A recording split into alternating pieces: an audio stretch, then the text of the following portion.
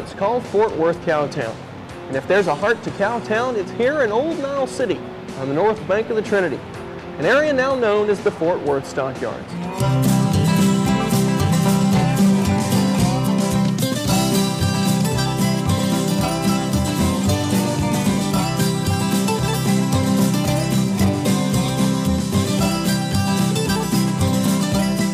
As the American frontier moved west in the 1850s, Fort Worth slowly changed from a frontier fort to a bustling town.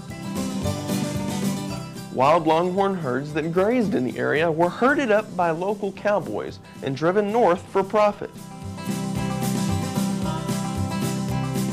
A similar cattle drive can be seen every day here at the stockyards as modern-day cowboys move the Fort Worth herd down Exchange Street on daily cattle drives at 11 a.m. and 4 p.m.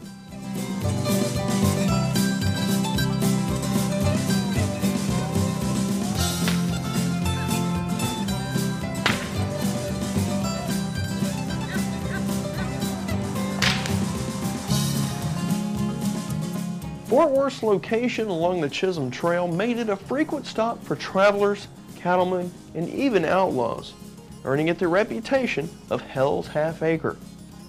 However, the cattle industry there was steadily increasing, and citizens of Fort Worth were eager to connect to the railroad. A proposed railroad map was created by B.B. Paddock, and Fort Worth in the center, and rail lines radiating out in all directions. The routes resembled a tarantula, and so the tarantula map helped to establish Fort Worth as where the West began.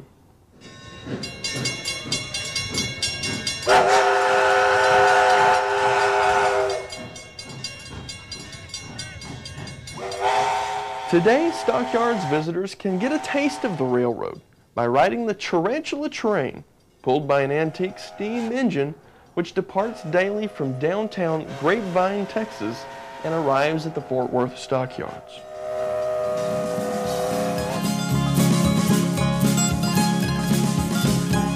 By the mid-1870s, the railroad had finally established itself here in Fort Worth, making Fort Worth the natural place for the distribution and collection of cattle.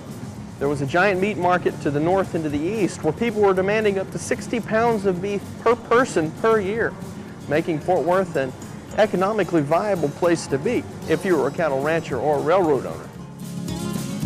Soon, modern meat packing plants arrived and Fort Worth secured its reputation as Cowtown. And the area now known as the Fort Worth Stockyards was at the forefront of that industry.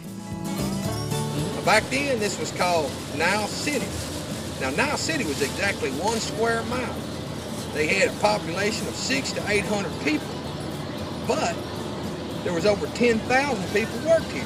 Why is that? It was a tax-free society. There were no taxes paid here. It was our fight against Yankeeism at the turn of the century. All right, there's one. We'll take one more like this. There you go. Don't move. I'll be helping you down. Now, this was the richest city in the world. They did over $3 million a day in stock exchange alone, right inside this building 7 days a week. There was no other city in the world that did business like that.